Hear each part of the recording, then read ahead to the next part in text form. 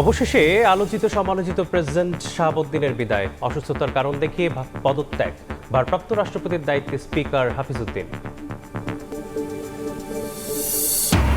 90 দিনের মধ্যে নতুন রাষ্ট্রপতি নির্বাচন করবে সংসদ। সম্ভাব্য তালিকায় মির্জা ফখরুল, ডক্টর ইউনুস, সৈয়দ রেফাত, নাসিমুল মনি সহ বেশ কয়েকজন। অন্য দলের মতো বিএনপিও চায় জুলাই সনদ বাস্তবায়নের অঙ্গীকার মহাসচিবের। সংসদে ন্যায় বিচার না পেয়ে রাজপথে নেমেছে বিরোধী দল, দাবি জামায়াত আমিরের। ছুটির দিনেও রাজধানীতে গ্যাসের সংকট, পাম্পে মিলছে না পর্যাপ্ত সিএনজি, বাসাবাড়িতে জ্বলছে না চুলা, বিশ্ববাজারে বাড়লেও দেশে বাড়ছে না জ্বালানি তেলের দাম। এবং জুনের তুলনায় জুলাইয়ে ডেঙ্গুতে আক্রান্ত ও মৃত্যু দ্বিগুণ। এখনই নিয়ন্ত্রণ না হলে আগস্ট সেপ্টেম্বরে বাড়তে পারে প্রাদুর্ভাব। স্বস্তিতে থাকার সুযোগ দেখছেন না বিশেষজ্ঞ।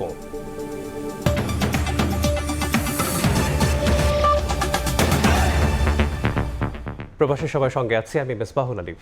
অবশেষে বিদায় নিলেন আলোচিত সমালোচিত রাষ্ট্রপতি মোহাম্মদ শাহাবুদ্দিন। অসুস্থতার কারণ দেখিয়ে পদত্যাগ করেছেন তিনি। বিকেল 5টা 1 মিনিটে সংসদ সচিবালয়ে লিখিত পদত্যাগপত্র পাওয়ার কথা জানান স্পিকার। সংবিধান অনুযায়ী ভারপ্রাপ্ত রাষ্ট্রপতির দায়িত্ব নিয়েছেন হাফিজউদ্দিন আহমদ। 90 দিনের মধ্যে নতুন রাষ্ট্রপতি নির্বাচন করবে জাতীয় সংসদ।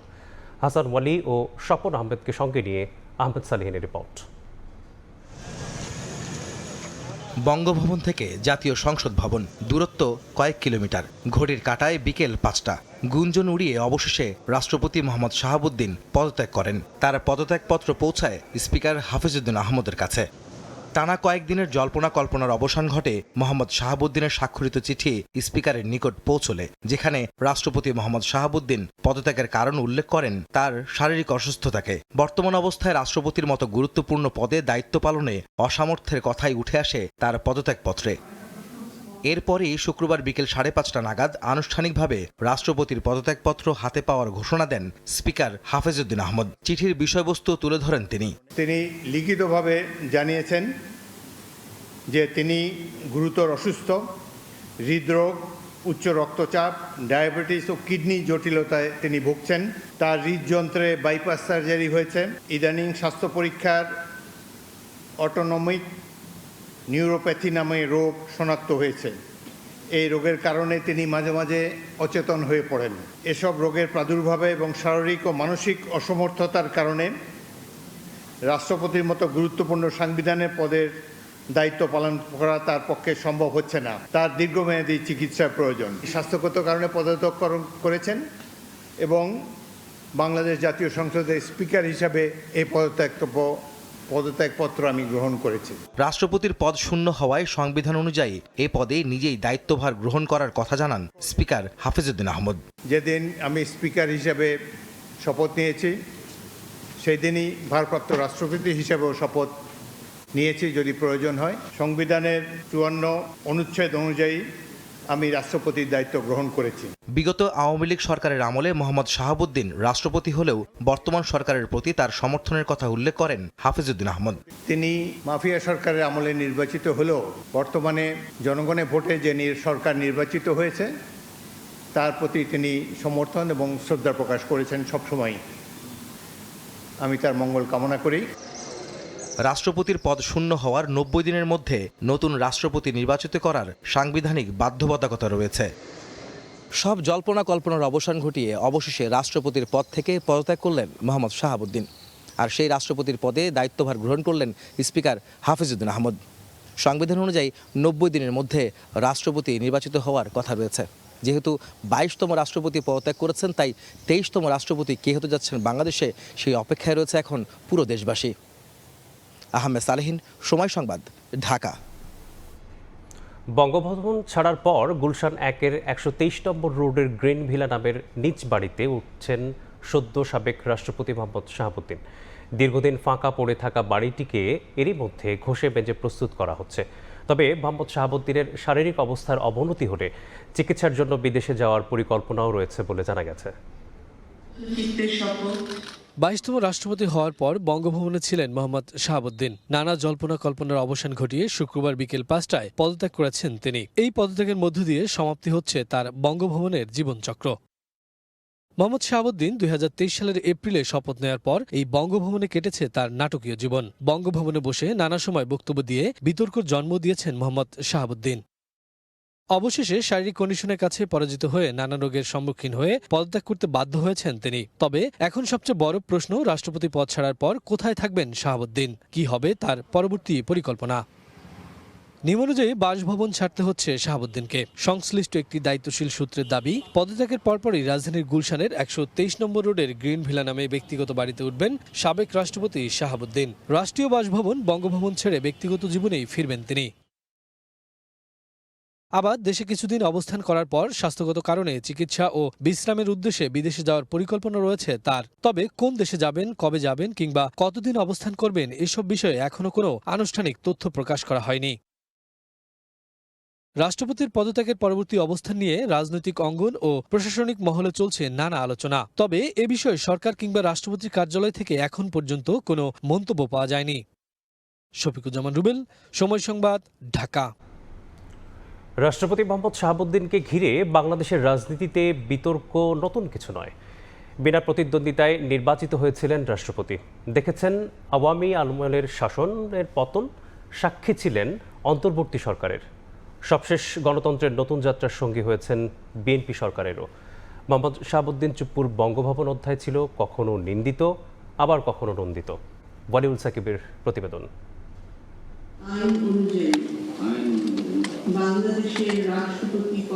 রাষ্ট্রপতি মোহাম্মদ শাহাবুদ্দিন বাংলাদেশের রাজনীতিতে কখনো নন্দিত, আবার কখনো নিন্দিত। বিতর্ক যেন তার নিত্যসঙ্গী। 2023 সালের 24 এপ্রিল বিনা প্রতিদ্বন্দ্বিতায় রাষ্ট্রপতি নির্বাচিত হন মোহাম্মদ শাহাবুদ্দিন। গত 3 মাস ধরে মাননীয় প্রধানমন্ত্রীকে সালাম করতে গেলে উনি আমার সালাম নিতেন না। তা আমি দেখতাম যে ওনার চরণের ধুলো আমি পাই না। কিন্তু সেই সময় যে ওনার মনের মধ্যে রাষ্ট্রপতি হিসাবে আমার নাম গ্রথিত হয়ে গেছে এবং সেজন্যই যে উনি আমার সালাম নেওয়াটা বিব্রতকর মনে করতেন, এটা তো পরে বুঝলাম। রাষ্ট্রপতি হওয়ার মাত্র 1 বছরের মাথায় পতন ঘটে আওয়ামী লীগ সরকারের। 24-এর গণ অভ্যুত্থানের পর অন্তর্বর্তী সরকারের উপদেষ্টাদের শপথ বাক্য পাঠ করান তিনি। ওই বছরেই অক্টোবরে এক সাক্ষাৎকারে শেখ হাসিনার পদত্যাগ পত্র নেই দাবি করে জন্ম দেন নতুন বিতর্ক। জোরালো হয় তার পদত্যাগের দাবি। তবে সাংবিধানিক সংকটের আশঙ্কায় সে যাত্রায় রক্ষা পান তিনি। সবশেষ গণতান্ত্রিক নবযাত্রায় 2026-এর নির্বাচনে নির্বাচিত হয় বিএনপি সরকার। যে সরকারও গঠন হয় মোহাম্মদ শাহাবুদ্দিনের কাছে শপথ বাক্য পাঠের মধ্য দিয়ে। এক রাষ্ট্রপতির আমলেই তিনি দেখেছেন 3 সরকার, সাক্ষী হয়েছেন 2টি সরকারের। তবে পূর্ণ মেয়াদ শেষ হলো না মোহাম্মদ শাহাবুদ্দিনের, অবসান হলো বৈচিত্র্যপূর্ণ এক অধ্যায়ের। রাষ্ট্রপতি হওয়ার কিছুদিন আগে শেখ হাসিনার পা ছুঁয়ে সালাম করেন শাহাবুদ্দিন। শুধু তাই নয়, রাষ্ট্রপতি হওয়ার আগে সামাজিক যোগাযোগ মাধ্যমে একজন টক শো উপস্থাপকের ছবিতে শাহাবুদ্দিনের আইটি থেকে করা মন্তব্যের স্ক্রিনশট হয়ে ওঠে তখনকার টক অফ দ্য কান্ট্রি। 1949 সালে পাবনার জুবিলি ট্যাঙ্ক পাড়ায় জন্মগ্রহণ করেন মোহাম্মদ শাহাবুদ্দিন। 1971 সালে সক্রিয়ভাবে অংশ নেন মুক্তিযুদ্ধেও। 2001-এ আওয়ামী লীগ গঠিত তদন্ত কমিশনের প্রধান ছিলেন। সুপ্রিম কোর্টের আইনজীবী থাকা অবস্থাতেই দুর্নীতি দমন কমিশনের কমিশনার হিসেবে নিয়োগ পান। ওই সময়ে বিএনপির প্রয়াত চেয়ারপারসন বেগম খালেদা জিয়ার বিরুদ্ধে দুর্নীতির মামলা সাজানোর অন্যতম কুশীলব ছিলেন তিনি। রাষ্ট্রপতি মোহাম্মদ শাহাবুদ্দিনের নাম হয়তো ভবিষ্যতে শুধু সাংবিধানিক দায়িত্ব পালনের জন্য নয়, বরং ধারাবাহিক বিতর্কের জন্য স্মরণীয় হয়ে থাকবে। ওয়ালিউল সাকিব, সময় সংবাদ। মোহাম্মদ শাহাবুদ্দিনের পদত্যাগের পর দেশ জুড়ে আলোচনায় কে হতে যাচ্ছেন পরবর্তী রাষ্ট্রপতি। সবচেয়ে বেশি যার নাম উচ্চারিত হচ্ছে তিনি বর্ষিয়ান রাজনীতিবিদ বিএনপির মহাসচিব মির্জা ফখরুল ইসলাম আলমগীর। আলোচনায় আছেন অন্তর্বর্তী সরকারের সাবেক প্রধান উপদেষ্টা ডক্টর মোহাম্মদ ইউনূসের নামও। গুঞ্জন আছে সাবেক প্রধান বিচারপতি সৈয়দ রেফাত আহমদ ও মন্ত্রিপরিষদ সচিব নাসিবুল গনির নাম নিয়েও। জনাব মোহাম্মদ শাহাবুদ্দিন মেয়াদ সম্পূর্ণ হওয়ার আগে অসুস্থতার কারণ দেখিয়ে পদত্যাগ করলেন রাষ্ট্রপতি মোহাম্মদ শাহাবুদ্দিন। ফলে সংবিধান অনুযায়ী ভারপ্রাপ্ত রাষ্ট্রপতির দায়িত্বে জাতীয় সংসদের স্পিকার মেজর হাফিজউদ্দিন আহমদ। গেল কিছুদিন ধরেই বিভিন্ন মহলে গুঞ্জন চলছিল মোহাম্মদ শাহাবুদ্দিনের পদত্যাগের। একই সাথে সবার আলোচনায় কে হতে যাচ্ছেন দেশের পরবর্তী রাষ্ট্রপতি। তবে কিছুদিন ধরেই নানা মহলে গুঞ্জন আছে আরও বেশ কয়েকজনের নাম। বিএনপি সরকার গঠনের পরে পরবর্তী রাষ্ট্রপতি হওয়ার দৌড়ে সবচেয়ে বেশি আলোচনায় এসেছে বিএনপির মহাসচিব ও সরকারের স্থানীয় সরকার ও পল্লী উন্নয়ন মন্ত্রী মির্জা ফখরুল ইসলাম আলমগীরের নাম। বঙ্গভবনের 23তম বাসিন্দা হওয়ার দৌড়ে আলোচনায় আছেন অন্তর্বর্তীকালীন সরকারের সাবেক প্রধান উপদেষ্টা ডক্টর মোহাম্মদ ইউনূস। 5 আগস্টের পর দেশের ক্রান্তি লগ্নে সরকার প্রধানের দায়িত্ব নেয় রাষ্ট্রপতি পদে তাকেই অনেকে এগিয়ে রাখছেন। এদিকে দেশের 25তম প্রধান বিচারপতির দায়িত্ব নিয়ে অনেকেরই সুনজরে আসেন সৈয়দ রেফাত আহমদ। পাশাপাশি আলোচনায় আছে মন্ত্রিপরিষদ সচিব নাসিমুল গনির নাম। বিএনপির বর্ষিয়ান নেতাদের মধ্যে মির্জা ফখরুলের নাম এগিয়ে থাকলেও আলোচনায় আছেন খন্দকার মোশাররফ হোসেন, ডক্টর মঈন খান ও নজরুল ইসলাম খানও। আসিফ মোহাম্মদ সিয়াম, সময় সংবাদ, ঢাকা। ভারপ্রাপ্ত রাষ্ট্রপতি হিসেবে দায়িত্ব নেয় জাতীয় সংসদের স্পিকার হাফিজউদ্দিন আহমদকে ফুলেল শুভেচ্ছা জানিয়েছেন ডেপুটি স্পিকার ও চিফ হুইপ। এর আগে রাষ্ট্রপতি মোহাম্মদ শাহাবুদ্দিন পদত্যাগ করলে সংবিধান অনুযায়ী রাষ্ট্রপতির দায়িত্বভার গ্রহণ করেন স্পিকার হাফিজউদ্দিন আহমদ। দায়িত্ব গ্রহণের পর সংসদ ভবনে তাকে ফুল দিয়ে শুভেচ্ছা জানান deputy speaker barrister Kaisar Kamal, chief whip Mohammad Nurul Islam, attorney general Ruhul Kuddus Kajal. এদিকে স্পিকারের অনুপস্থিতিতে ভারপ্রাপ্ত স্পিকারের দায়িত্ব পালন করবেন deputy speaker barrister Kaisar Kamal. রাষ্ট্রপতির পদ থেকে মোহাম্মদ শাহাবুদ্দিনের বিদায়ের মধ্য দিয়ে ফেসিবাদের রেখে যাওয়া ছায়া নেমে গেল বলে মন্তব্য করেছেন বিরোধী দলীয় নেতা ও জামায়াতের আমির ডাক্তার শফিকুর রহমান। রাজধানীর মেট্রো রোডে তাৎক্ষণিক প্রতিক্রিয়ায় এ মন্তব্য করেন তিনি। বাংলাদেশের সদ্য সাবেক রাষ্ট্রপতি তিনি তার দায়িত্ব থেকে পদত্যাগ করেছেন।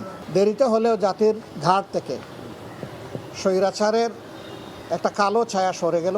তিনি কি কারণে পদত্যাগ করেছেন এই বিষয়ে আমাদের কোনো আগ্রহ নাই, কারণ আমরা আগে থেকেই বিবেচনায় নিয়েছি যে তিনি প্রেসিডেন্ট পদে থাকার আর যোগ্য নন, তিনি তার যোগ্যতা হারিয়েছেন। সদ্য সাবেক রাষ্ট্রপতি মোহাম্মদ শাহাবুদ্দিনকে গ্রেপ্তার করে বিচারের আওতায় আনার দাবি জানিয়েছেন এনসিপির সদস্য সচিব আক্তার হোসেন। শুক্রবার রাতে বাংলা মোটরে সংবাদ সম্মেলনে তিনি আরও বলেন, যদি তিনি ছাড় পেয়ে যান তাহলে বর্তমান সরকারের প্রতি দেশের মানুষের আস্থা থাকবে না। এই শাহাবুদ্দিন চুপ্পু এমন একজন ব্যক্তি যিনি বাংলাদেশে ফেসিবাদকে প্রলম্বিত করেছেন, ফেসিবাদের শিকড় কেটেছেন এবং ফেসিস্ট শেখ হাসিনা তার সব থেকে বড় দোসরের ভূমিকা পালন করেছেন। এই বাংলাদেশে নানা মাত্রার অপরাধ, সেগুলোর সঙ্গে এই ফেসিবাদী শাহাবুদ্দিন চুপ্পু তার সংযোগ আছে। তিনি অসুস্থতার অজুহাতের কথা বললেও তার পদত্যাগপত্রের মধ্যে এমনভাবে তিনি ন্যারেটিভ সাজিয়েছেন যেটা আসলে তার জন্যে একটা সেফ এক্সিটের জায়গা তৈরি করতে পারে। অবিলম্বে এই শাহাবুদ্দিন চুপ্পুকে গ্রেফতার করতে হবে এবং বিচারের আওতায় নিয়ে আসতে হবে। জুলাই সনদ বাস্তবায়নে বর্তমান সরকার প্রতিশ্রুতিবদ্ধ বলে মন্তব্য করেছেন বিএনপি মহাসচিব ও এলজিআরডি মন্ত্রী মির্জা ফখরুল ইসলাম আলমগীর। শুক্রবার সকালে রাজধানীর হোটেল ইন্টারকন্টিনেন্টালে বেঙ্গল ডেল্টা কনফারেন্সে এই কথা বলেন তিনি। মির্জা ফখরুল বলেন, অন্যান্য রাজনৈতিক দলের মতো বিএনপিও জুলাই সনদের বাস্তবায়ন চায়। সরকার এই সনদ আন্তরিকতার সাথে বাস্তবায়ন করবে। সব নির্বাচনী প্রতিশ্রুতি বাস্তবায়ন করা হবে জানিয়ে তিনি বলেন, ইরান, যুক্তরাষ্ট্র ও রাশিয়া ইউক্রেন যুদ্ধ দেশের অর্থনৈতিক চ্যালেঞ্জের মুখে ফেলেছে। আঞ্চলিক সহযোগিতা বজায় রাখতে বিএনপি সরকার প্রতিশ্রুতিবদ্ধ বলেও উল্লেখ করেন তিনি।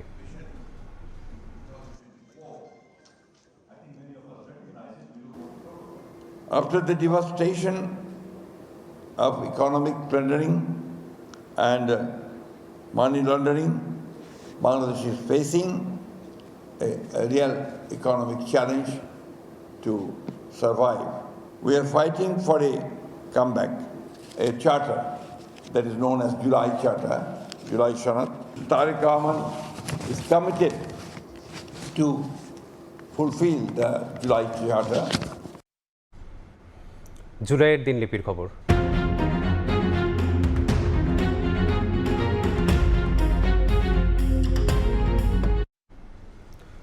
চব্বিশের উত্তাল জুলাইয়ের 24 তারিখও ছিল ঘোর অমানিসায় ঘেরা।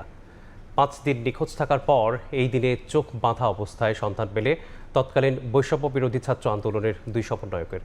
টানা 3 দিন নির্বাহী আদেশে দেয়া ছুটির পর খোলা হয় অফিস, বাড়ানো হয় কারফিউ শিথিলের সময়ও।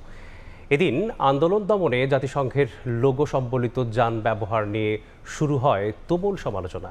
আর ইন্টারনেট বন্ধের বিষয়ে জুনায়েদ আহমেদ পলক বলেন, ইন্টারনেট নিজে নিজে বন্ধ হয়ে গেছে।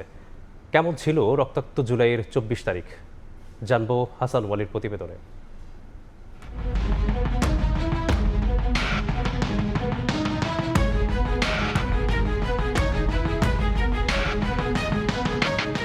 উত্তপ্ত জুলাই, বাতাসে মিশে থাকা লাশের তীব্র গন্ধ আর বারুদের ঝাঁঝালো হুঙ্কারে তপ্ত দেশের মাটি।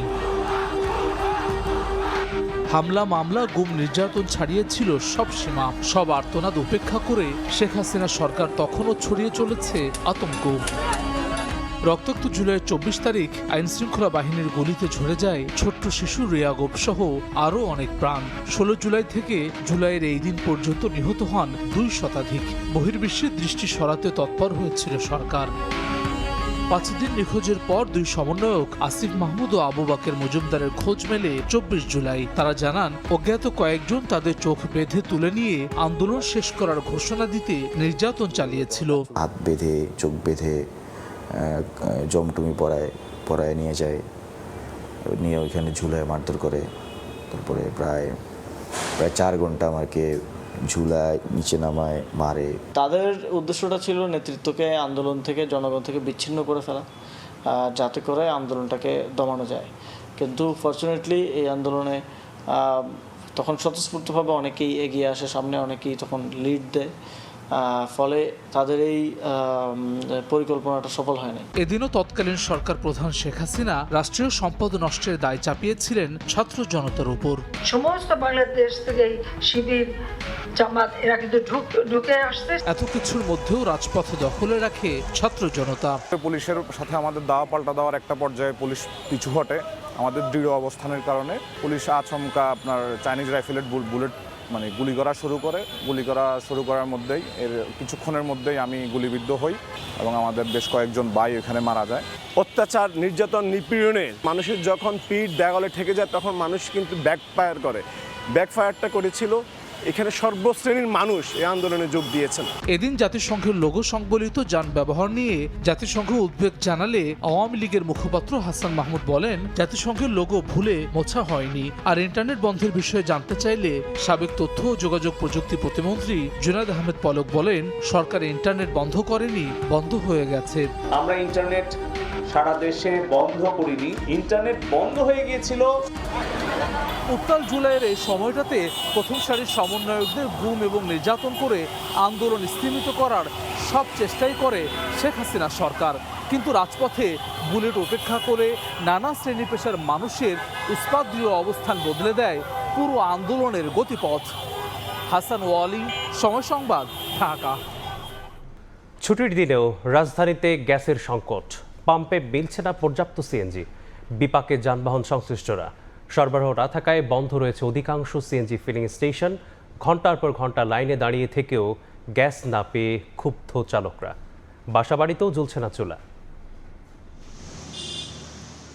প্রাকৃতিক গ্যাস সরবরাহ ব্যাহত হওয়ায় রাজধানী জুড়েই দেখা দিয়েছে তীব্র সিএনজি সংকট। ফিলিং স্টেশনে ঘন্টার পর ঘন্টা লাইনে দাঁড়িয়েও মিলছে না গ্যাস। বন্ধ রয়েছে অধিকাংশ সিএনজি স্টেশন। ছুটির দিন সকাল থেকেই রাজধানীতে খোলা থাকা পাম্পগুলোতে দেখা যায় যানবাহনের দীর্ঘ লাইন। গ্যাস সংগ্রহে অনেকেই অপেক্ষা করছেন মধ্যরাত থেকে। ভোর 6টায় এসছি, সারাক্ষণ এখানে আমরা বসে থাকবো। এই সিরিয়াল ঠেলে ওই এই মেন রাস্তা শুরু করেছে, এই মেন রাস্তা শুরু করে ঘুরা এই যে তোমার দাইছি মতন 15 দিয়ে কয় গ্যাস নাই। পাম্পে আসছি সকাল 8টায়, এখনো গ্যাস নাই, পাম্পেও গ্যাস নাই, আমরা লাইনে দাঁড়ায় আছি। পরশুকার রাত্রে 3টা বাজে যায় দাঁড়াইছি, সকাল 9টা বাজে গ্যাস নিয়ে আইছি, মাত্র 33 টাকার গ্যাস ঢুকছে। চাহিদা অনুযায়ী সরবরাহ না থাকায় সেবা দিতে না পেরে বিপাকে পাম্প সংশ্লিষ্টরাও। সামান্য একটু বাড়ছে ইনলেট প্রেশার, যার কারণে সামান্য দিয়ে আমরা চালাচ্ছি এবং 2টা করে নজেলে বিক্রি চালু রাখছি। যেখানে পাওয়ার কথা 10 PSI সেখানে আমরা পাচ্ছি 2 PSI। এই 2 PSI দিয়ে আমাদের মেশিন রানিং হলেই চালু করে দিচ্ছি। আমরা কোনো স্টোরেজে জমা রাখারও কোনো উপায় নাই।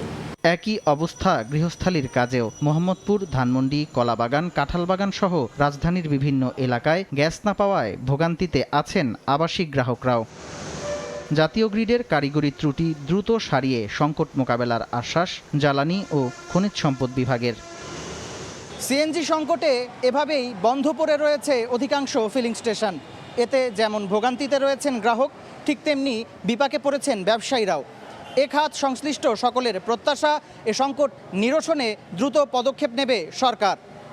সামদানি প্রত্যয়, সময় সংবাদ, ঢাকা। বিশ্ববাজারে বাড়লেও এই মুহূর্তে দেশে জ্বালানি তেলের দাম বাড়ানোর কোনো পরিকল্পনা সরকারের নেই বলে জানিয়েছেন বাণিজ্যমন্ত্রী খন্দকার আব্দুল মুক্তাদির। শুক্রবার দুপুরে সিলেট সরকারি উচ্চ বিদ্যালয়ে চা শ্রমিকদের জন্য আয়োজিত দিনব্যাপী বিনামূল্যের মেডিকেল ক্যাম্প উদ্বোধন শেষে সাংবাদিকদের প্রশ্নের জবাবে তিনি একথা বলেন। বাণিজ্যমন্ত্রী বলেন, যুক্তরাষ্ট্রের আগের নীতির সময়সীমা শেষ হওয়ায় দেশটির আইন অনুযায়ী একই মাত্রার শুল্ক এখন নতুন নামে কার্যকর হচ্ছে। এতে বাংলাদেশের জন্য শুল্ক পরিস্থিতির কোনো পরিবর্তন ঘটেনি।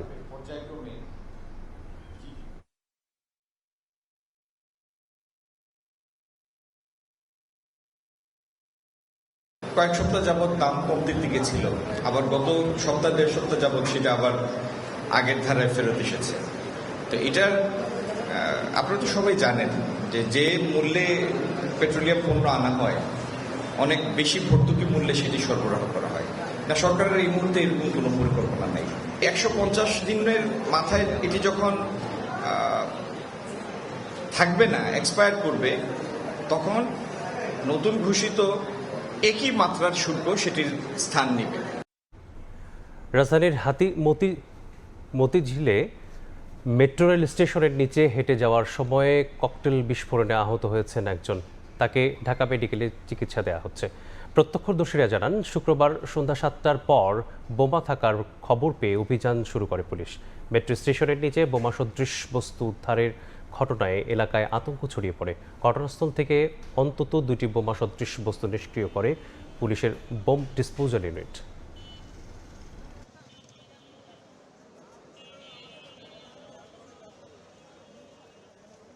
বলতেছে এখানে বোম পাওয়া গেছে, সতর্ক থাকেন।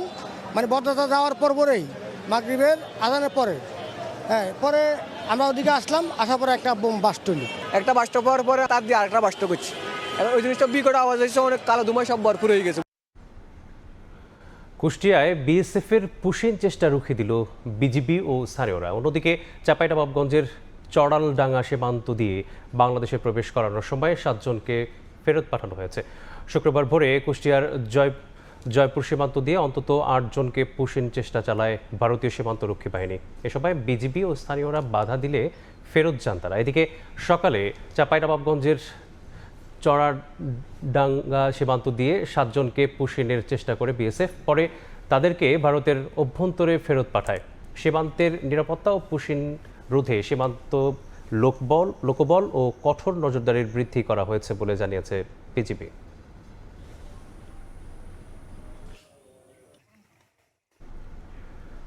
সড়ক দুর্ঘটনার খবর পেয়ে দায়িত্ব পালনে ছুটে যায় পুলিশের একটি দল। ঘটনাস্থলে পড়ে থাকা মরদেহটি 10 বছর বয়সী সন্তানের দেখে কান্নায় ভেঙে পড়েন কনস্টেবল শামসুল আলম। হৃদয় বিদারক এ ঘটনা ঘটেছে কিশোরগঞ্জে। সড়ক দুর্ঘটনার খবর পেয়ে দায়িত্ব পালনে ঘটনাস্থলে ছুটে যান পুলিশ সদস্যরা। উদ্ধারের সময় কান্নায় ভেঙে পড়েন কনস্টেবল শামসুল আলম। পড়ে থাকা মরদেহটি যে তারই 10 বছর বয়সী সন্তানের। শুক্রবার কিশোরগঞ্জ শহরে সাইকেল চালিয়ে বন্ধুর বাড়ি যাচ্ছিল 4র্থ শ্রেণীর শিক্ষার্থী তুহিন। বিদ্যালয়ের সামনের সড়কে একটি ট্রাক চাপা দিলে ঘটনাস্থলে মারা যায় সে।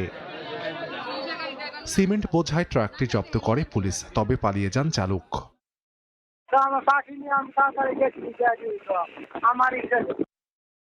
ডিউটি পার্টিকে বলেছি ঘটনাস্থলে যান, একটা ছেলে মারা গেল। ওই গাড়ির ড্রাইভারই, মানে আমার যে ড্রাইভার, ওই ড্রাইভারের সন্তান। এছাড়া বেলা 11টার দিকে পাকুন্দিয়া উপজেলার ঢাকা কিশোরগঞ্জ মহাসড়কে বাস মাইক্রোবাসের মুখোমুখি সংঘর্ষে নিহত হন আরও একজন, আহত হন অন্তত 6 জন। সময় সংবাদ, কিশোরগঞ্জ। সৌদি আরবে ওমরা করতে গিয়ে সড়ক দুর্ঘটনায় 2 সন্তানসহ মায়ের নিহতের ঘটনায় গ্রামের বাড়ি ফরিদপুরে বইছে শোকের ছায়া। স্বজনরা জানায়, বৃহস্পতিবার সকালে রিয়াদ থেকে মক্কায় ওমরা করতে যাওয়ার সময় সড়ক দুর্ঘটনায় নিহত হন তানিয়া তাহমিনান রিনা, তার মেজ ছেলে তাসবিক এবং ছোট মেয়ে সাদাফ। আহত হন স্বামী শফিকুল ইসলাম এবং বড় ছেলে নাবিল। প্রায় 2 দশক ধরে তানিয়া স্বামীর সঙ্গে রিয়াদে বসবাস করছিলেন। তার স্বামী সেখানে একটি বেসরকারি প্রতিষ্ঠানের উচ্চ পদে কর্মরত।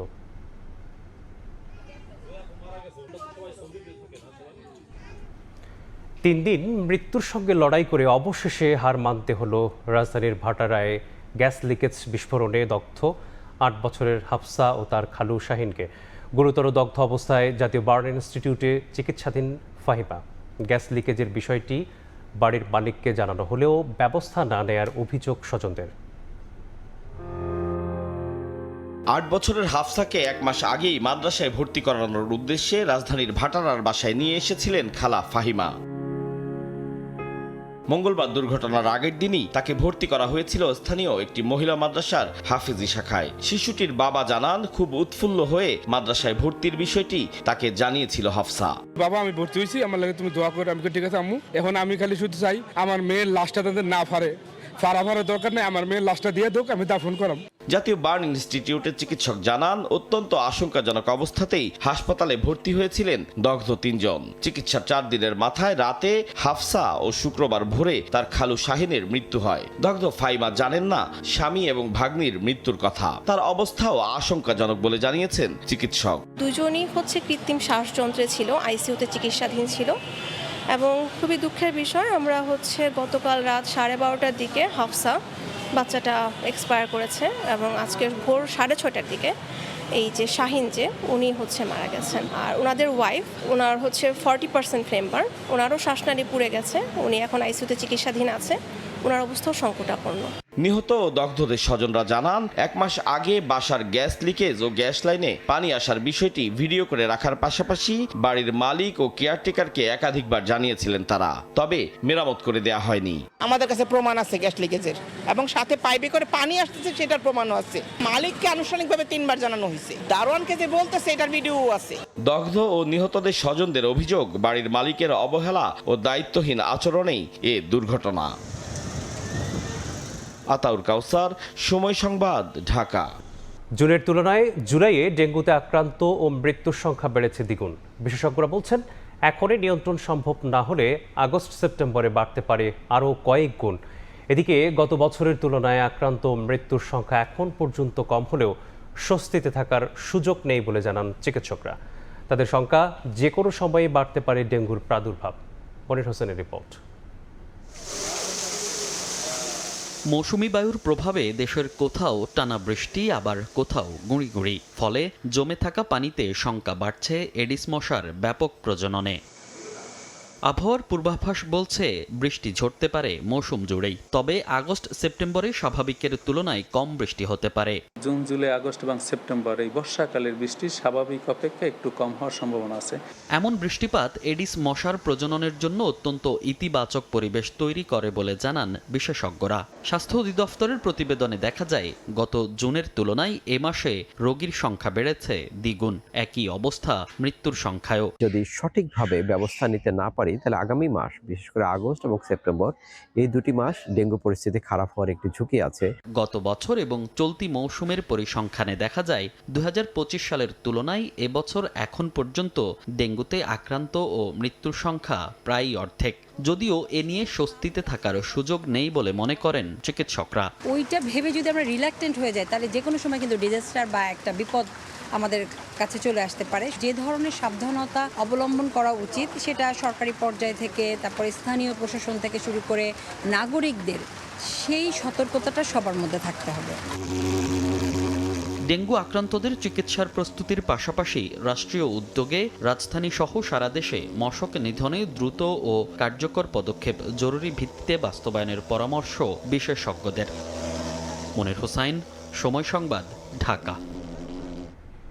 ওয়াসার চাবির খেলায় পানি সংকটে ভুগছেন মিরপুর 11.5 বি ব্লকের বাসিন্দারা।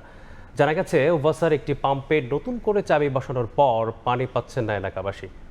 রহস্যঘেরা সেই চাবির খোঁজে এবার সময় সংবাদ।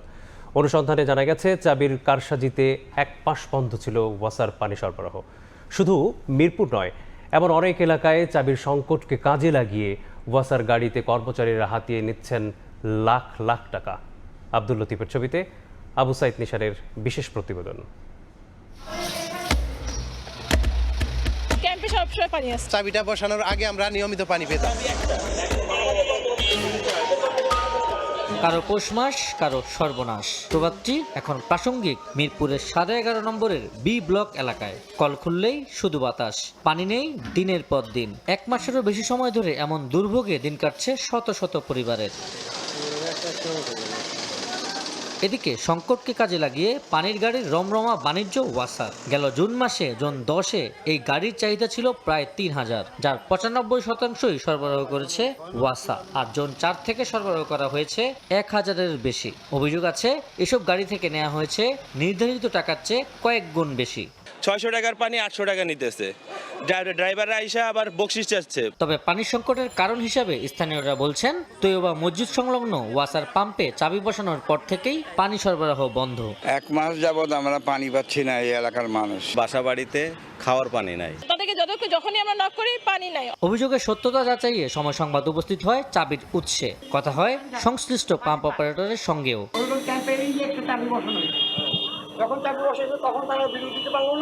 এদিকে ওয়াসার জোন 10-এর নির্বাহী প্রকৌশলী জানিয়েছেন, পাম্পের চাবি সংক্রান্ত জটিলতা দ্রুত সমাধানের উদ্যোগ নেওয়া হয়েছে। এলাকাবাসী যদি আমার কাছে সেটা আসে বা আমাকে টেলিফোনও করে কোন চাবিটা কি করতে হবে আমি এটা করে দেব। সময় সংবাদ রিপোর্ট করতে যাওয়ার পরদিন থেকেই স্বাভাবিক হয় মিরপুর 11.5-এর বি ব্লকের পানি সরবরাহ।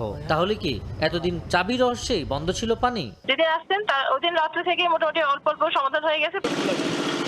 তবে মাসখানেক পর আবারও ওই এলাকায় দেখা দেয় পানি সংকট। যদিও এই সংকট শুধু মিরপুরেই সীমাবদ্ধ নয়, কাজীপাড়া, শেওড়াপাড়া, পূর্ব কাফরুল, মধ্যবাড্ডা, রামপুরা, উত্তরা সহ বিভিন্ন এলাকাতেও ভুগছেন বাসিন্দারা। ওয়াসার ব্যবস্থাপনা পরিচালক বলছেন, দ্রুতই সমস্যার সমাধানে কাজ করছে ওয়াসা। আগামী এপ্রিল থেকে জুন মাসের মধ্যে এখান থেকে প্রতিদিন আমরা 50 লিটার পানি পাবো মেঘনা নদী থেকে। এই পানির একটা অংশ ওই এলাকায় আসবে, তখন এই ক্রাইসিসটা আর থাকবে না। মৌলিক সেবা নিশ্চিতে দ্রুত কার্যকর পদক্ষেপের দাবি বাসিন্দাদের। আবু সাইদ নিশান, সময় সংবাদ, ঢাকা। ধর্মের নামে যারা দেশকে বিভক্ত করতে চায় তারাই জাতির প্রকৃত শত্রু, এমন মন্তব্য করেছেন তথ্য ও সম্প্রচার মন্ত্রী জহিরুদ্দিন স্বপন। রাজধানীর ঢাকেশ্বরী জাতীয় মন্দিরে উল্টো রথযাত্রা উপলক্ষে আলোচনা সভায় তিনি বলেন, ধর্ম, বর্ণ কিংবা আঞ্চলিক পরিচয়ের ভিত্তিতে মানুষকে বিভক্ত করার রাজনীতিতে বিশ্বাস করে না বিএনপি।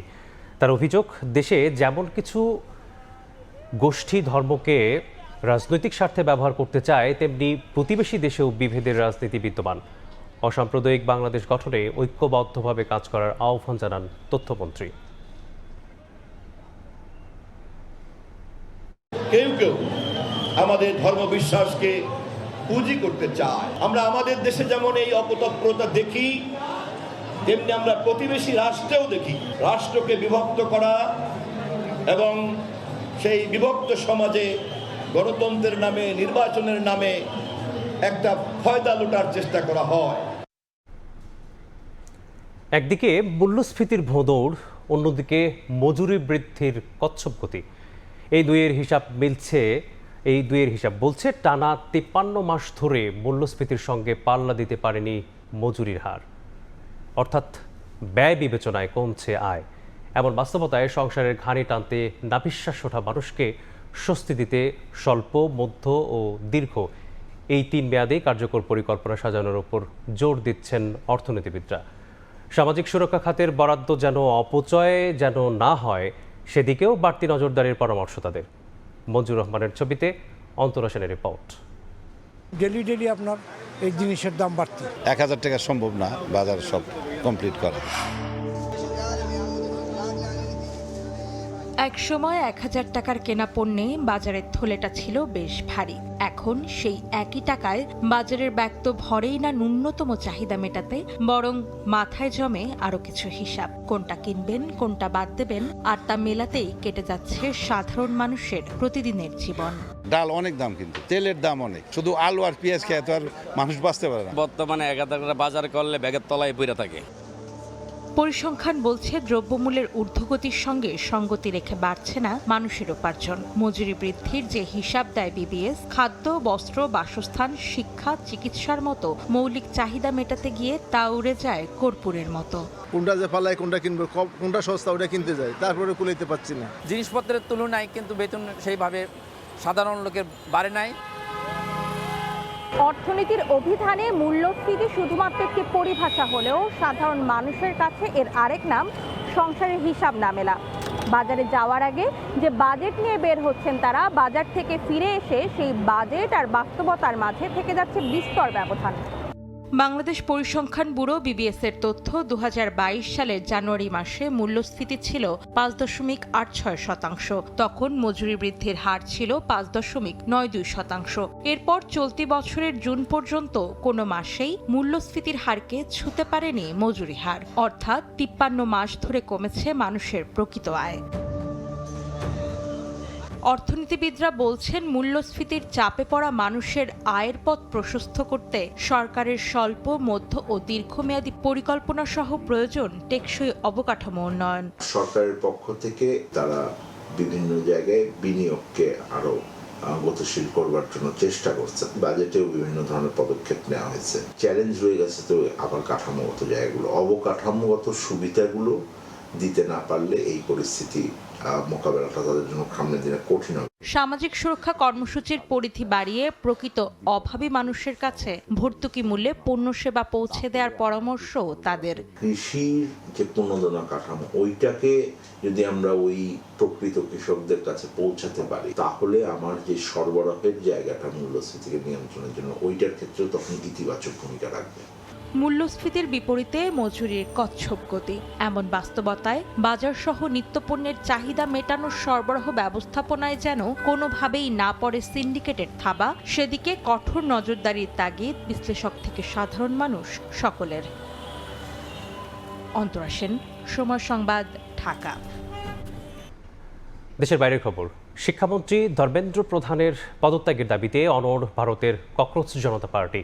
দুই মন্ত্রীর সঙ্গে আলোচনায় বসে সংগঠনটির প্রতিনিধিরা তারা জানান, আন্দোলনকারীদের দাবি দেওয়ার বিষয়ে সিদ্ধান্ত নিতে শনিবার পর্যন্ত সময় চেয়েছে মোদী সরকার। দাবি আদায় না হওয়া পর্যন্ত বিক্ষোভ চালিয়ে যাওয়ার ঘোষণা দিয়েছে সিজেপি। বিক্ষোভে উত্তাল ভারতের যন্তর মন্তর। মেডিকেলের ভর্তি পরীক্ষার প্রশ্ন ফাঁসের প্রতিবাদে এবং শিক্ষামন্ত্রী ধর্মেন্দ্র প্রধানের পদত্যাগের দাবিতে সোচ্চার আন্দোলনকারীরা। গ্রাফিতি এঁকে গান গেয়ে বিক্ষোভ করছেন তারা। এর মধ্যেই শুক্রবার কেন্দ্রীয় মন্ত্রী জে.পি. নাড্ডা ও জিতেন্দ্র সিং এর সঙ্গে আন্দোলনের নেতৃত্বে থাকা ককরোচ জনতা পার্টির প্রতিনিধিদের বৈঠক হয়। সিজেপি জানিয়েছে, তাদের দাবির বিষয়ে জবাব দিতে শনিবার বিকেল পর্যন্ত সময় চেয়েছে মোদী সরকার। দাবি আদায় না হওয়া পর্যন্ত আন্দোলন চালিয়ে যাওয়ার কথা জানিয়েছে ককরোচ জনতা পার্টি। যন্তর মন্তরে ককরোচ জনতা পার্টির এই আন্দোলন ধর্মেন্দ্র প্রধান পদত্যাগ না করার পর্যন্ত শেষ হবে না। বিজেপি বা সরকার যদি এই সংকট সমাধান চায়, তাহলে এর একটাই পথ, ধর্মেন্দ্র প্রধানকে পদত্যাগ করতে হবে। বৈঠকের কয়েক ঘন্টা আগে 26 দিনের অনশন ভাঙেন সমাজকর্মী সোনম ওয়াংচুক। তার অনশন প্রত্যাহারের পর আন্দোলন ও সরকারের মধ্যে সমঝোতার সম্ভাবনা আরও জোরালো হয়েছে। বিরোধী দলগুলো আন্দোলনের প্রতি সমর্থন জানিয়ে লোকসভায় শিক্ষা সংস্কার নিয়ে আলোচনার আগে শিক্ষামন্ত্রী ধর্মেন্দ্র প্রধানের পদত্যাগ দাবি করেছে। টানা 35 দিন ধরে দিল্লির যন্তর মন্তরে আন্দোলন চালিয়ে যাচ্ছে ককরোচ জনতা পার্টি বা সিজেপি। বিক্ষোভের উত্তাপে পড়ছে পশ্চিমবঙ্গের কলকাতাও। প্রশ্নপত্র ফাঁস ও কেন্দ্রীয় শিক্ষামন্ত্রীর পদত্যাগের দাবিতে শুক্রবার পার্ক সার্কাসের ক্যাম্পাস থেকে মিছিল শুরু করেন শিক্ষার্থীরা। এ সময় মোদি ও বিজেপি বিরোধী স্লোগান দেন তারা। রাইসা জান্নাত, সময় সংবাদ। ভারতে নিট প্রশ্নপত্র ফাঁসের প্রতিবাদে দিল্লির পর এবার উত্তাল কলকাতা। ধর্মতলায় বাম ছাত্র সংগঠনগুলোর বিক্ষোভ মিছিলকে কেন্দ্র করে পুলিশের সঙ্গে সংঘর্ষে রণক্ষেত্রে পরিণত হয় এলাকা। ইটপাটকেল, বোতল নিক্ষেপ, লাঠিচার্জের মধ্য দিয়ে উত্তেজনা ছড়িয়ে পড়ে। মোতায়েন করা হয় র্যাপিড অ্যাকশন ফোর্স র্যাফ। একই দিনে আলাদা কর্মসূচি পালন করে কংগ্রেসও। ভারতে মেডিকেলে ভর্তি পরীক্ষায় প্রশ্নপত্র ফাঁসের অভিযোগে শুরু হওয়া আন্দোলনের প্রভাব এবার ছড়িয়ে পড়েছে কলকাতাতেও। শুক্রবার দুপুরে শিয়ালদা থেকে ধর্মতলা পর্যন্ত বিক্ষোভ মিছিল বের করে বাম ছাত্র সংগঠনগুলো। জাতীয় পর্যায়ে পরীক্ষার স্বচ্ছতা নিশ্চিত করা, প্রশ্ন ফাঁসের নিরপেক্ষ তদন্ত এবং কেন্দ্রীয় শিক্ষামন্ত্রী ধর্মেন্দ্র প্রধানের পদত্যাগের দাবিতে রাজপথে বিক্ষোভ করেন তারা। শান্তিপূর্ণভাবে শুরু হলেও ধর্মতলার ডোরিনা ক্রসিংয়ে পৌঁছানোর পর বিক্ষোভ মিছিল ঘিরে উত্তেজনা ছড়িয়ে পড়ে। পুলিশ মিছিলকে রানী রাসমণি অ্যাভিনিউর দিকে সরিয়ে দেওয়ার চেষ্টা করলে শুরু হয় ধস্তাধস্তি। পুলিশের দিকে জুতো, বোতল এবং ইট নিক্ষেপের অভিযোগ ওঠে। পরিস্থিতি নিয়ন্ত্রণে লাঠিচার্জ করে পুলিশ। মোতায়েন করা হয় র্যাপিড অ্যাকশন ফোর্স র্যাব। সংঘর্ষের মধ্যে কয়েকজন গণমাধ্যম কর্মীর ওপরও হামলার অভিযোগ ওঠে। সন্ধ্যের পর ধর্মতলার একাধিক গুরুত্বপূর্ণ সড়কে যান চলাচল ব্যাহত হয়।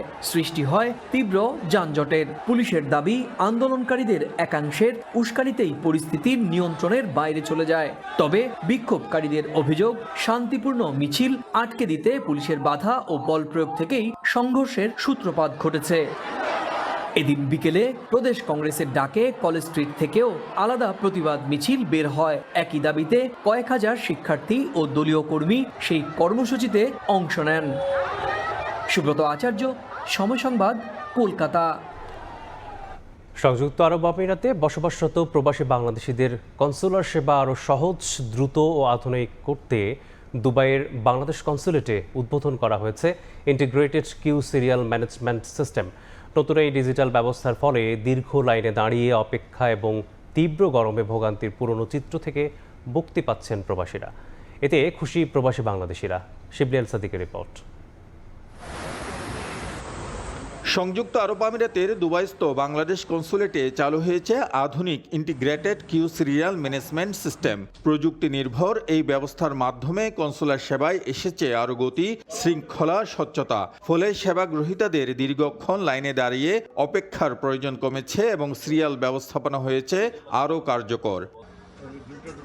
বৃহস্পতিবার দুবাইয়ে নিযুক্ত বাংলাদেশের কনসাল জেনারেল মোহাম্মদ রাশিদুজ্জামানের উপস্থিতিতে এবং বাংলাদেশ কমিউনিটি নেতৃবৃন্দকে সঙ্গে নিয়ে আনুষ্ঠানিকভাবে এই সেবার উদ্বোধন করা হয়। উদ্বোধনী অনুষ্ঠানে তিনি বলেন, প্রযুক্তি নির্ভর এই উদ্যোগ কনসুলার সেবাকে আরও দ্রুত, স্বচ্ছ ও জনবান্ধব করে তুলবে। কনসুলেটের পুরো পাসপোর্ট, কনসুলার এবং যে আমাদের লেবার যে ইস্যুগুলো আছে বা এই সমস্ত বিষয়ে সেবা নিতে যারা আমাদের প্রবাসী ভাইয়েরা আসেন, তাদের পুরো সেবার ব্যবস্থাটাকে আমরা একটা সিঙ্গেল উইন্ডোর মধ্যে নিয়ে এসেছি। প্রবাসীরা, আমি নিশ্চিত যে অনেক দ্রুত সেবা পাবে এবং আমাদের কনসুলেটের যে সেবার যে এফিসিয়েন্সি সেটাও আরও অনেক বাড়বে বলে আমি আশাবাদী। প্রবাসীরা জানান, আগে কনসুলেটে সেবা নিতে এসে উপচে পড়া ভিড়, বিশৃঙ্খলা এবং তীব্র গরমে ঘন্টার পর ঘন্টা লাইনে দাঁড়িয়ে অপেক্ষা করতে হতো। সবচেয়ে বেশি ভোগান্তিতে পড়তেন নারী, শিশু ও বয়স্করা। নতুন এই টোকেন ভিত্তিক ব্যবস্থা চালুর পর সেই দীর্ঘদিনের দুর্ভোগ অনেকটাই কমেছে। এখন যে টোকেনের সিস্টেমটা করছে, এটা আগের থেকে অনেকাংশে ভালো হয়েছে ভাই, অনেক ভালো। এখন এখানে আমাদের এসে কোনো হয়রানি হতে হয় না। ডিজিটালাইজ যে টোকেন সিস্টেম করছেন, এটা সত্যিকারই একটি ভালো উদ্যোগ। সবাই যাতে ভালো সার্ভিস পায় এবং কনসুলেটের সেবা আরও উন্নয়ন হবে। বর্তমানে এই ডিজিটাল টোকেন ব্যবস্থার মাধ্যমে প্রবাসীরা 14টি ভিন্ন ধরনের কনসুলার সেবা আরও সহজ, দ্রুত ও সুশৃঙ্খলভাবে গ্রহণ করতে পারছেন। এই উদ্যোগে সন্তোষ প্রকাশ করেছেন সেবা নিতে আসা প্রবাসীরা। তাদের প্রত্যাশা, ভবিষ্যতে আরও আধুনিক প্রযুক্তি যুক্ত করে কনসুলার সেবাকে আরও সহজ, স্বচ্ছ ও জনবান্ধব করা হবে। শিবলি আল সাদিক, সময় সংবাদ, সংযুক্ত আরব আমিরাত। কুয়েতি দিনারের পরিবর্তে বাংলাদেশি টাকার মূল্য 402 টাকা ছাড়িয়েছে। দিনারের পরিবর্তে বেশি টাকা পাওয়ায় এক্সচেঞ্জ হাউসে টাকা পাঠাতে প্রবাসীদের উপচে পড়া ভিড় দেখা যাচ্ছে। বৈচমনের রিপোর্ট। কুয়েতি দিনারের বিপরীতে বাংলাদেশি টাকার মূল্য এযাবৎকালের সর্বোচ্চ পর্যায়ে পৌঁছেছে। এক কুয়েতি দিনারে পাওয়া যাচ্ছে 402 টাকারও বেশি। এতে স্বস্তি ফিরেছে কুয়েত প্রবাসী বাংলাদেশিদের মধ্যে। বেশি টাকা পাওয়ার সুযোগ কাজে লাগিয়ে অনেকেই জমানো অর্থ দেশে পাঠাচ্ছেন। প্রবাসীদের অনেকের কাছে যা রেমিটেন্স পাঠানোর ক্ষেত্রে দীর্ঘদিনের মধ্যে অন্যতম বড় সুবিধা। এরই মধ্যে কুয়েতের বিভিন্ন মানি এক্সচেঞ্জ হাউস ঘুরে দেখা গেছে টাকা পাঠাতে প্রবাসীদের উপচে পড়া ভিড়। অনেক প্রবাসী বলছেন, দীর্ঘদিন ধরে জমানো টাকা দেশে পাঠানোর জন্য বর্তমান বিনিময় হারকে তারা ভালো সুযোগ হিসেবে দেখছেন। কেউ পরিবারের প্রয়োজন মেটাতে, আবার কেউ ভবিষ্যতের জন্য সঞ্চয় করতে দেশে টাকা পাঠাচ্ছেন। 1 টাকাতে 400, 2 টাকা 500 পয়সা। হ্যাঁ, এখানে মনে করেন টাকার রেট যেহেতু ভালো, সেক্ষেত্রে মানুষ যারা টাকা রাখছে নিজের কাছে, আমি মনে করি টাকা না রেখে টাকা দেশে পাঠিয়ে দিলে সবচেয়ে ভালো হয়। ইতিপূর্বে আমি দেখছি কখনোই এখনকার মতো এত হাই রেট আর কখনোই ছিল না। টাকার রেট এখন 402 টাকার উপরে।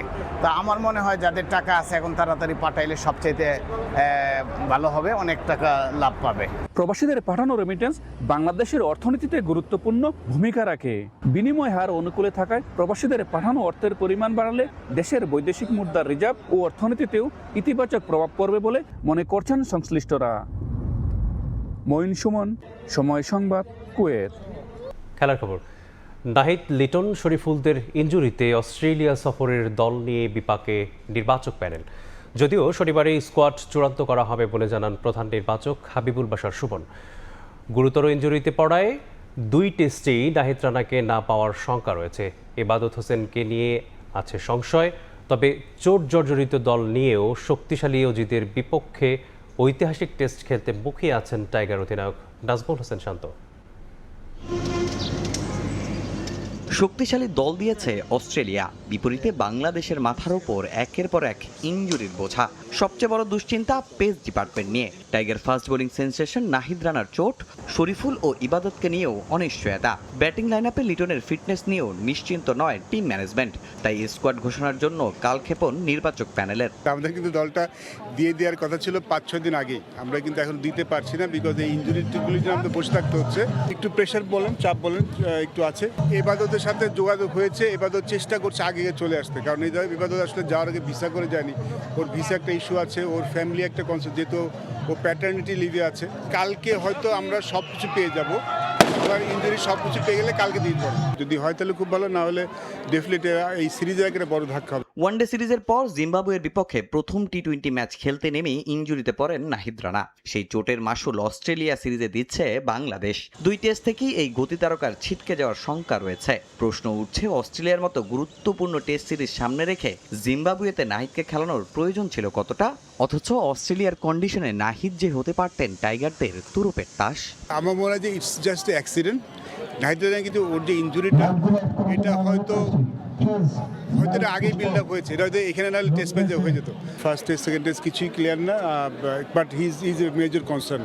দেখা যায় কালকে হয়তো একদম পরিষ্কার একটা ধারণা আপনাদের দিতে হবে। তো আমরা কিন্তু যথেষ্ট ওয়ার্কলোড ম্যানেজমেন্ট করি। একজন বোলার যখন টেস্ট ম্যাচ খেলতে যায়, তার যেমন বেশি ওভার ওয়ার্ক হলেও যেমন দুশ্চিন্তা, যদি কম বোলিং করেন সেটা আসলে দুশ্চিন্তা। তো নাহিদ রানা, তাসকিন এদের যাওয়ার আগে কিন্তু কিছু ম্যাচ খেলে যেতেই হতো, আমরা নির্দিষ্ট সংখ্যা ওভার বল করে যেত, সেটা কিন্তু চেক করা হয়েছিল। So it is just accident. 1.5 যুগ পর অস্ট্রেলিয়া সফরে যাচ্ছে বাংলাদেশ। ম্যাকি ও ডারউইনের কন্ডিশনে হেড, স্মিথ, ইংলিশদের মতো ব্যাটাররা কঠিন পরীক্ষা নেবেন বাংলাদেশের বোলারদের। অন্যদিকে টাইগার ব্যাটারদের জন্য চ্যালেঞ্জটা আরও বেশি। স্টার্ক, কামিন্স ও হ্যাজেলউডদের মতো বিশ্বসেরা পেসাররা আছেন স্কোয়াডে। কঠিন এই লড়াইয়ের জন্য কতটা প্রস্তুত টাইগাররা? এরকম একটা দল ওরা দিয়েছে, এটা আমাদের টিমের জন্য অনেক বড় একটা অপরচুনিটি যে ওই টিমের এগেনস্টে আমরা কত ভালো ক্রিকেট খেলতে পারি। এবং আমি বলবো যে অলরেডি আমরা একটা ভালো অবস্থান তৈরি করতে পারছি এই টেস্ট টিমটা নিয়ে। কারণ আপনি যদি অপোনেন্টের স্কোয়াডটা দেখেন, এখানে বোঝা যাচ্ছে যে তারা এই সিরিজটা লাইটলি নাই। আগামী 13 আগস্ট ডারউইন ও 22 আগস্ট ম্যাকেতে 2টি টেস্ট খেলবে বাংলাদেশ ও অস্ট্রেলিয়া। তামিম হোসেন, সময় সংবাদ, ঢাকা। 4 নভেম্বর থেকে শুরু হওয়া সাফ চ্যাম্পিয়নশিপে 23 বছরের শিরোপা খরা কাটাতে চায় বাংলাদেশ। ফুটবলারদের প্রস্তুতিতে কোনো ছাড় দেবে না বাফুফে, এমনটি জানিয়েছেন সভাপতি তাবিদ আউয়াল। ঢাকায় সফল আয়োজনে সব ধরনের সহযোগিতার আশ্বাস দিয়েছেন তিনি। হামজা, শামিত, জায়ানদের মতো ফুটবলার দলে যোগ দেয়ায় আগের চেয়ে আরও পরিণত লাল সবুজ। বাড়তি অনুপ্রেরণা যোগাচ্ছে সর্বশেষ ইউরোপের মাটিতে সান মারিনোকে হারানোর আত্মবিশ্বাস। শনিবার ঢাকায় হবে লোগো উন্মোচন। 2018 সালের পর আবারও ঢাকায় বসছে দক্ষিণ এশিয়ার শ্রেষ্ঠত্বের আসর সাফ চ্যাম্পিয়নশিপ। 4 নভেম্বর মাঠে গড়ানো সাফের শিরোপার লড়াই হবে 17 নভেম্বর। সবশেষ 2023 সালে বেঙ্গালুরুতে হওয়া সাফে সেমিফাইনাল পর্যন্ত পৌঁছেছিল লাল সবুজ। তবে কুয়েতের কাছে হেরে স্বপ্ন ভাঙে জামালদের। 2003 সালে মালদ্বীপকে হারিয়ে প্রথম শিরোপা জয়ের পর আর সাফে সাফল্য পায়নি বাংলাদেশ। 23 বছর পর দেশের মাটিতে দক্ষিণ এশিয়ার বিশ্বকাপ নিয়ে স্বপ্নবাজ বাফুফে। ফিফার নিষেধাজ্ঞায় পড়া এবার 7 দলের আসর থেকে কাটা পড়েছে নেপাল। 6 দল নিয়ে ঢাকায় হবে ম্যাচগুলো। হামজা সমেত জায়ানরা যোগ দেয়, শক্তি বেড়েছে লাল সবুজের। সবশেষ ইউরোপের মাটিতে সান মারিনোকে 2-0 গোলে হারানোকে অনুপ্রেরণা হিসেবে দেখছেন বাফুফের সভাপতি। শিরোপা নিয়ে তাই আত্মবিশ্বাসী ফেডারেশন প্রধান। প্রথমবারের মতো ইউরোপের সাথে খেলেছি, ইউরোপের মাটিতে আমরা ইউরোপের 2 গোল করে এসেছি। সো এই মাইলস্টোনগুলো আমাদের কিন্তু আমাদেরকে স্ট্রেংথ দেয় যে আমরা ভবিষ্যতে আরও ভালো আমরা করতে পারবো। বাট তারপরে কি হবে? তারপরে রিবিল্ড করতে হবে, আবার বিশ্বকাপ সাইকেল শুরু হবে, আবার অলিম্পিক সাইকেল শুরু হবে, আবার এশিয়া কাপ সাইকেল শুরু হবে। তো আমরা এই আগামী 2 বছরে সাফ জিতে র্যাঙ্কিংটা বাড়িয়ে রিবিল্ডের দিকে আমাদের চলে যেতে হবে। আসরের সফল আয়োজনে কোনো কমতি রাখতে চায় না বাফুফে। নতুন কোচ থমাস ডুলির অধীনে শিরোপা জয়ের পাশাপাশি র্যাঙ্কিংয়ের উন্নতিতে চোখ ফেডারেশন প্রধানের। আমি আশাবাদী যে সাফ আমরা এবার চ্যাম্পিয়ন হব, বিকজ অফ যেভাবে আমাদের এশিয়া কাপে আমাদের যে পারফরমেন্সটা আমরা দেখেছি। আর আমাদের সামনে কিন্তু বেসিক্যালি সিন্স আমাদের বিশ্বকাপ এবং এশিয়া কাপ কোয়ালিফিকেশন বন্ধ হয়ে গেছে, এই গ্যাপ পিরিয়ডে আমাদের কিন্তু খালি 2টা এখন উদ্দেশ্য থাকবে। একটা হলো সাফ জিতা, আর আরেকটা হলো র্যাঙ্কিংয়ে ইমপ্রুভমেন্ট আনা। সাফ জিতলে র্যাঙ্কিংটাও ইমপ্রুভ হয়ে যাবে, আর পাশাপাশি অন্য ফ্রেন্ডলি ম্যাচ খেলে আমরা র্যাঙ্কিং ইমপ্রুভ করব। 25 জুলাই ঢাকায় হবে সাফের জমকালো ড্র অনুষ্ঠান। এরপর আগামী 1 আগস্ট ভুটানের রাজধানী থিম্পুতে আনুষ্ঠানিক ড্র অনুষ্ঠান হওয়ার কথা রয়েছে। পারভিন আক্তার, সময় সংবাদ, ঢাকা। এ পর্যায়ে শীর্ষ সংবাদগুলো জানিয়ে দিচ্ছি আরেকবার। অবশেষে আলোচিত সমালোচিত প্রেসিডেন্ট শাহাবুদ্দিনের বিদায়, অসুস্থতার কারণ দেখিয়ে পদত্যাগ, ভারপ্রাপ্ত রাষ্ট্রপতির দায়িত্বে স্পিকার হাফিজউদ্দিন। 90 দিনের মধ্যে নতুন রাষ্ট্রপতি নির্বাচন করবে সংসদ। সম্ভাব্য তালিকায় মির্জা ফখরুল, ডক্টর ইউনুস, সৈয়দ রিফাত, নাসিবুল গনি সহ বেশ কয়েকজন। এবং ছুটির দিনেও রাজধানীতে গ্যাসের সংকট, পাম্পে মিলছে না পর্যাপ্ত সিএনজি, বাসা বাড়িতে জ্বলছে না চুলা। বিশ্ববাজারে বাড়লেও দেশে বাড়ছে না জ্বালানি তেলের দাম।